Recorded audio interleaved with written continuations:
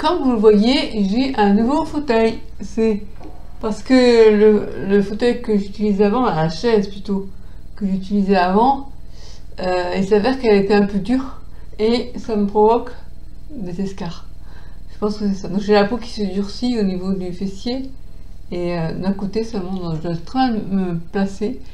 Alors, si vous aussi vous connaissez ce genre de choses, eh bien, on peut en parler, en sachant que ben moi ça m'est arrivé dessus comme ça. Je pensais pas que le fait d'avoir perdu du poids, donc on a moins de matière grasse hein, au niveau de la peau, je ne suis pas enrobée, vous voyez, et en plus le fait d'être plus inactive, puisque avec la maladie qui s'aggrave, on marche de moins en moins. Et donc, ben voilà, je connais mon premier escar. Super. Donc, du coup, ben, il faut que je mette des choses bien molletonnées au niveau des fesses, au niveau des points d'appui. Bon, c'était pas le sujet de la vidéo, mais je voulais quand même vous en toucher deux mots parce que ça pourrait peut-être un jour vous arriver. Donc, ne soyez pas étonnés si vous avez une peau qui devient un peu rugueuse, un peu qui s'épaissit au niveau du fessier. Moi, c'est au niveau du pli de l'aine. Eh bien, ça peut être un début d'escar. En tout cas, j'en aurai le carnet bientôt parce que demain, je dois aller au laboratoire pour faire un examen, un prélèvement de la peau pour savoir, pour écarter toute autre piste, notamment bactérienne ou mycose. Voilà. Donc, que j'avais envie de vous lire. Et je crois que c'est ce dont je vais parler dans cette vidéo finalement. C'était, je voulais parler de comment réagir face à l'annonce du diagnostic. Et puis, j'ai envie de dire que cette question, c'est aussi comment faire face à la... Comment dire? Il n'y a pas d'annonce officielle où on vous dit ta maladie, elle s'aggrave. On le voit, on le constate, parce que on se rend compte que quand on a une poussée, on se rend compte parce que notre état, on va pas bien, hein, pour différentes raisons, selon la localisation de la poussée. Et on a la sensation que ça va être une poussée et on va faire confirmer par son médecin. Mais là, dans le cas d'une CEP secondaire progressive, je peux pas parler de ce que je connais pas, donc dans les progressifs je connais pas, mais j'imagine que c'est pareil finalement. Sauf que moi j'ai connu une période où j'ai connu ce que c'était qu'une poussée, et maintenant, finalement, on le ressent comme si c'était une poussée, sauf qu'on sait que là, ça va aller en s'aggravant, et ça va, mais il n'y a pas de remise, de rémission, de retour avant. Donc, en fait, compte, on n'a plus besoin de du cortisone, par contre. Soit on vous met sous un traitement de type immunosuppresseur, ce que j'ai refusé parce que vu mon état de maigreur, je me suis dit, si je chope n'importe quel virus, il s'est trouvé qu'il y a eu le Covid qui passait par là, donc je pense que j'ai bien fait. Mais de l'autre côté, la maladie, elle s'aggrave. Donc soit on vous met un immunosuppresseur, soit on ne vous propose rien. Moi, j'ai demandé à continuer la Compaxone, puisque c'est ce qui me réussissait pour les poussées, et en sachant qu'il peut y avoir quand même, en plus, des poussées qui se surajoutent. Voilà, alors comment on fait face? Eh bien, au constat que son état s'aggrave. Moi, je me rends compte, déjà depuis quelques temps, quelques mois, en fait, je sais pas comment dire ça, il y a des fois où c'est par un coup. J'ai l'impression que pendant 2 jours, ça va pas être bien du tout. Après, ça va aller mieux. Puis après, et on arrive comme ça à baisser, puis à un moment donné, là, je me dis, mais il y a hâte que je parte d'ici parce que je puisse me déplacer en fauteuil. Parce que là, ça devient chaud quand même. Je me tiens de plus en plus souvent au mur. Il y a des fois où mon genou, même le droit, peut me lâcher. Et il se trouve qu'autour de moi, j'ai l'impression qu'il y a peu de gens qui se rendent compte. Et quand j'en parle à Jaïla, qui est une de mes 2 aides de vie, elle trouve que ça va quand même encore. Je suis sûre que si tu compares à quelqu'un qui est tétraplégique, bien sûr que ça va bien.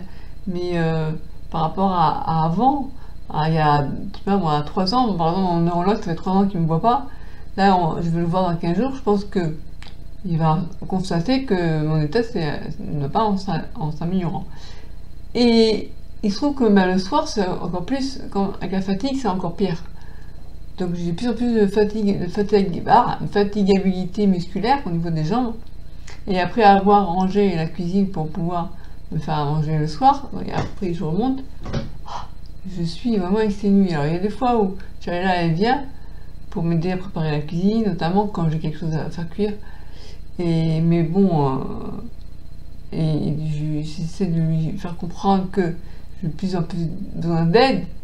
Mais c'est pas, comment dire, c'est compliqué parce que en soi on se dit, en fait, la situation elle est différente.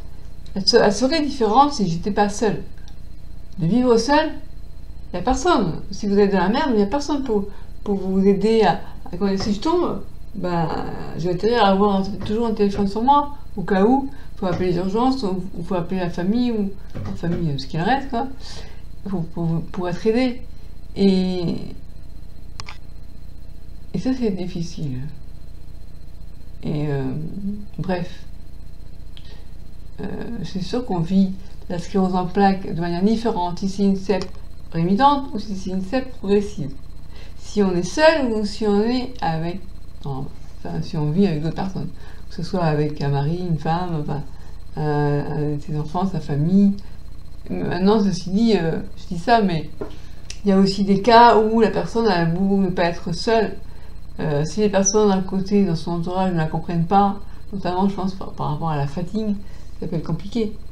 Bon, moi, il se trouve que mes problèmes se voient. Hein. C'est-à-dire que là, maintenant, on voit quand je marche mal, ça se voit. La fatigue, c'est quelque chose d'autre, de plus compliqué. Comme les problèmes urinaires. Par exemple, là, donc après avoir rangé en bas, préparé à manger et me dire, bon, alors, je peux monter, faire une pause, eh bien, j'arrive, je dois sauver ici difficilement. J'arrive difficilement parce que je me tiens, comme je dis, au mur. Et puis là, pipi. Du coup, ça nous oblige à chaque fois à anticiper. Parce que si j'avais. Comment dire? Je savais, parce qu'en fait, j'avais envie de faire pipi déjà. Et j'aurais dû dire, bon, quand tu montes, pense à faire pipi, Christelle, avant d'aller là. J'y ai pas pensé.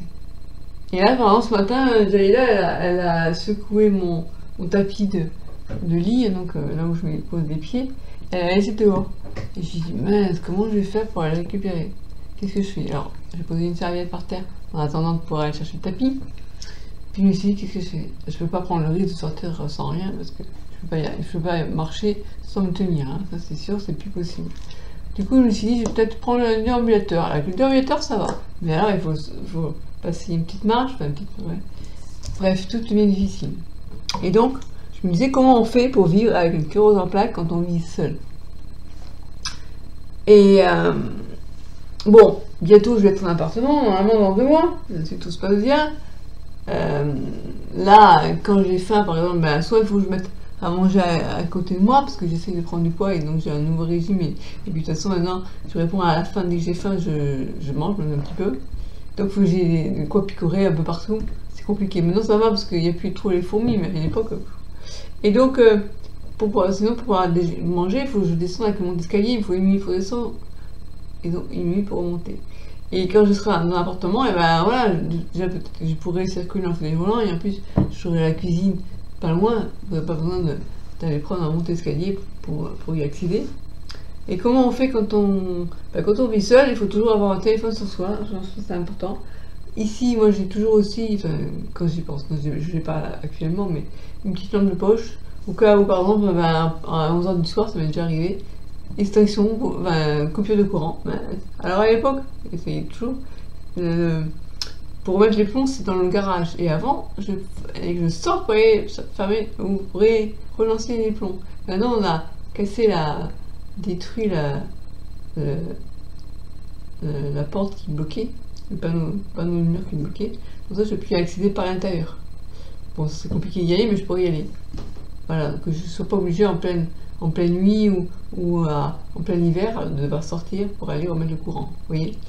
Voilà, donc quand on est seul, ce genre de choses, il faut y penser. C'est vrai que je me dis, croisons les doigts, pas de Covid, pas de gastro, pas de virus, quel qu'il soit, et encore moins tant que je suis ici, parce que là, si j'ai la fièvre, je ne peux plus du tout à marcher, quoi. J'ai plus de force du tout.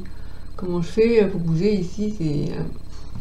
Alors, j'ai une pensée pour toutes les personnes qui vivent dans un endroit qui n'est pas aménagé par rapport à leur handicap. Parce que c'est ça la question dont on parle. Hein. C'est ça qui est dur. Déjà, c'est dur de vivre avec la sclérose en plaques, de vivre seul avec la sclérose en plaques, ou de vivre mal accompagné, on va dire, aussi. Parce que c'est dur de vivre seul, mais ça veut dire aussi de vivre mal accompagné. Mais encore plus quand on a un lieu de vie qui n'est pas aménagé par rapport à son handicap, ou qu'on n'a pas d'argent, parce que le handicap ça coûte cher, hein, faut le dire franchement. Si tu veux avoir, bon, l'ambulateur ça se rembourse pas la sécu, mais en fauteuil roulant digne de son nom, bah, il faut y mettre un petit peu d'argent. Tout, voilà, tout devient tout. Pour les aides de vie, ben moi je suis désolée, mais il y a la PCH qui existe, mais bon, déjà quand ils réévaluent nos besoins, moi la fois qu'ils sont venus pour réévaluer mes besoins, ils voulaient me scruncher une demi-heure.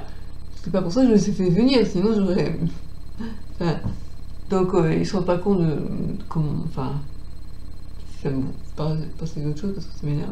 Après, il y a la cotisation sociale qu'il faut payer. Quand on paye l'aide de vie, ça coûte une blinde hein, d'être handicapé. Et encore, on est pas mal lotis parce qu'on est en France et que c'est quand même un système qui n'est pas trop mal foutu. Même s'il y a des carences, bien sûr, des problèmes, mais de toute façon, on peut toujours aller, il y a toujours des choses qui n'iront pas, quoi qu'on fasse. Voilà, donc je voulais faire un petit vidéo là-dessus, comment on vit seul avec une sclérose en plaques, c'est pas évident. D'un côté, on se met pas avec quelqu'un pour que cette personne soit notre infirmier ou notre infirmière, bien sûr. C'est pas viable comme relation, quoi. Après, je me suis posé la question de regrouper les différentes personnes qui ont la sclérose en plaques pour qu'on puisse s'entraider. Mais bon, c'est pas faisable. Ouais, bon, bref, vous m'avez compris. Mais c'était une idée, je me suis dit, tiens, il y a bien des maisons pour seniors, ben, des maisons pour sépiens. Je sais pas si ça pourrait fonctionner. Où il y en a qui vont aller bien quand les autres vont pas bien, et inversement, et pouvoir s'entraider. Bon, je sais pas si ce serait faisable. Ben voilà, donc bon, ben, la prochaine vidéo, je parlerai de comment savoir si j'ai la CEP. Et après, d'autres vidéos, ce sera comment savoir si c'est une poussée, comment réagir face à un diagnostic, comment en parler, comment se projeter dans l'avenir, comment accepter le fauteuil roulant, comment séduire, draguer avec la sclérose en plaques, comment vivre seul avec la sclérose en plaques sans risque. Ben voilà, ça je viens d'y répondre. Voilà, allez, n'oubliez pas de liker la vidéo pour me soutenir et abonnez-vous. À bientôt. Et n'hésitez pas, si vous avez des sujets, eh bien, partagez-les moi.